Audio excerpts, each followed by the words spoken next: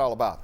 Man, that's some old news. It happened a while ago, but pretty much he tried to disrespect me, and I came back with some stuff. I called him Bum Page, which is kind of funny, and he didn't like it. And then he tried to set me up on camera, which was, they were filming him talking about me, and I walk in and I had no idea the camera's running, and I just sat there while he was telling me, the same corny jokes he was using back in the Pride days, and I was just, whatever.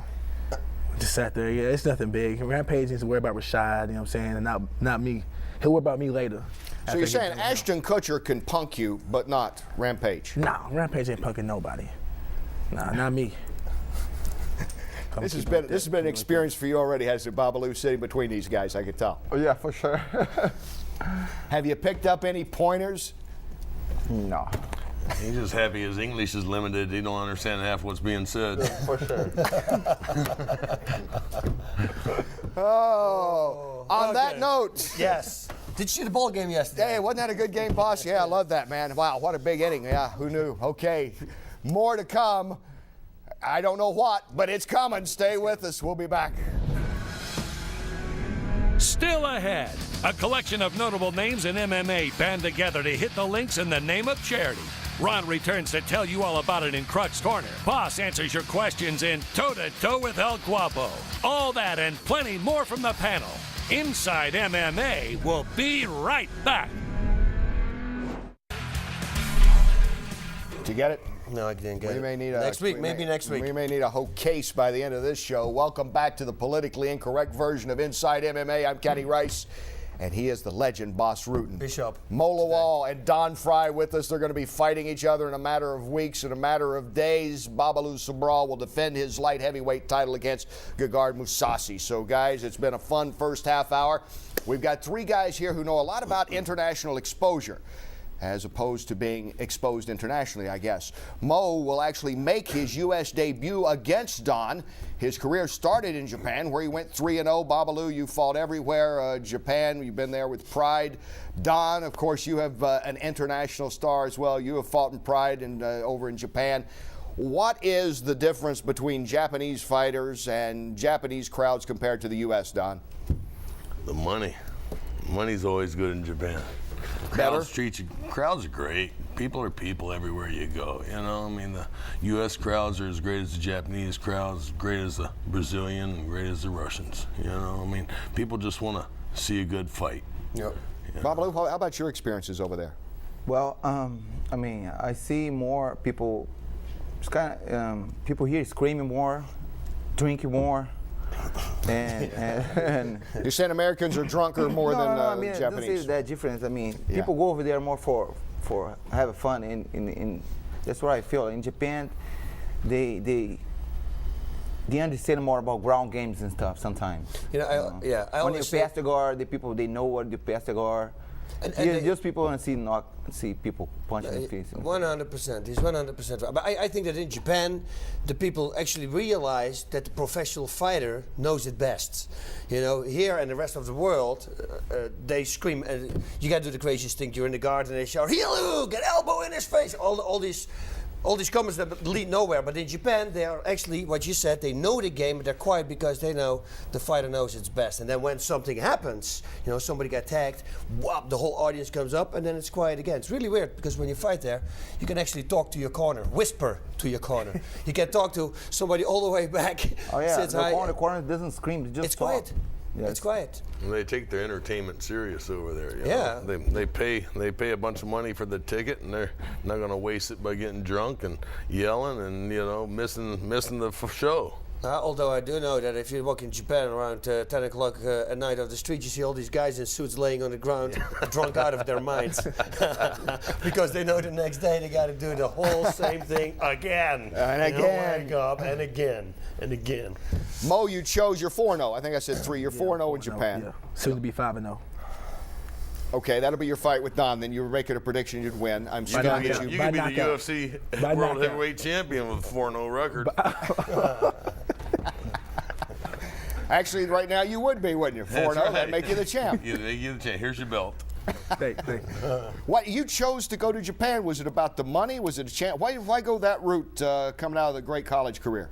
Well, I think maybe it was an opportunity, you know, I couldn't turn down, you know, and more money off the bat, and just an opportunity. I know they came to me the right time after the Olympic trials, and I was doing a little bit of training, and Dr. Ryan Parsons hooked it up. So pretty much, it was pretty much him that made that happen.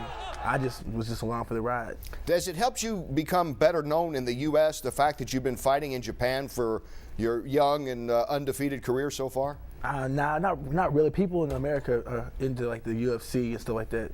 They associate UFC and MMA together. So Yeah, when I go back to Dallas, that people are like, you know, what's up, Mo?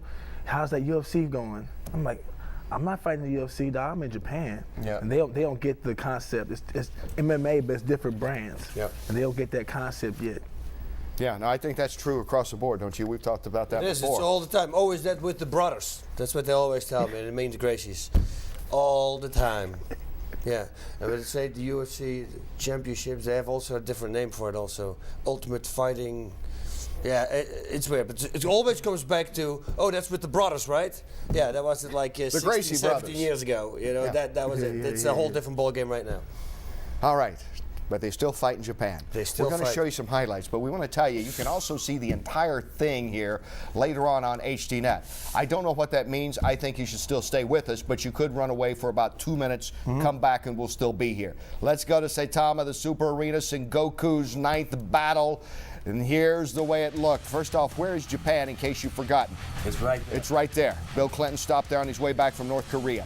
Sengoku 9, here we go, featherweight Grand Prix semifinal. Hatsu Hioki in the white, Manasori Kanahara, who was on a streak of his own, 4 out of his last 5, but Hioki, one of the top 5, taking charge. Uh-oh, he's got it. Ah, I love that escape. It's the best. Climb on top. But Hioki's back on top again. That guy is difficult to get off, man. Hioki, by unanimous decision, advances to the finals, so we think. More on that later. Here's Marlon Sandro, undefeated, 14-0, against Michihiro Omagawa, who is 6-7 and has upset Davis and Nam Fan to get there. I mean, Omagawa was the Cinderella of this thing, and he's wearing purple trunks. And Sandro goes to work. Look at this. Omagawa has really been a stunner throughout this tournament. Unreal. No one expected him to have that power to stand in there, I don't think, with Sandro. Yeah, he's a student from Yoshida, right? Yes. Yeah. Look at this. And Omagawa continues to come right back and take everything and then dish it out on his own. Pretty good fight, Don. Now, at the end, Omagawa wins a split decision, and here's why.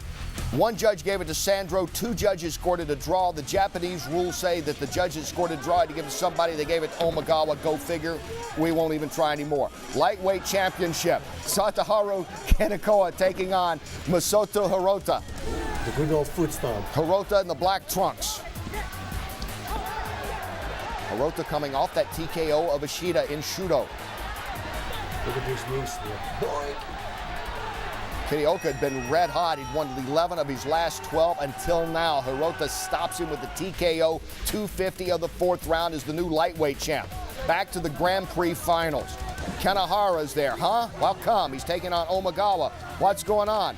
How come Haoki's not there? Haoki had a concussion and couldn't go on, so Kanahara comes in to finish it off going against Omagawa. In Japan, when they say you have concussion, you're pretty much almost dead, I guess. Although Hioki looked pretty good, didn't he, when we saw him earlier on the card? We didn't see how he walked away. That's true. Wow, what a slugfest this. And Kanahara, Omagawa, they just continued on. I mean, at the very end, it is Kanahara getting a split decision victory. The man that lost in the semifinals comes back to win the Grand Prix final. If you're confused, you're not alone. Anyway, he won the title. That happens over there sometimes, doesn't it, Don? Happens all the time. Just do it. Now let's go to Seoul, Korea, K1.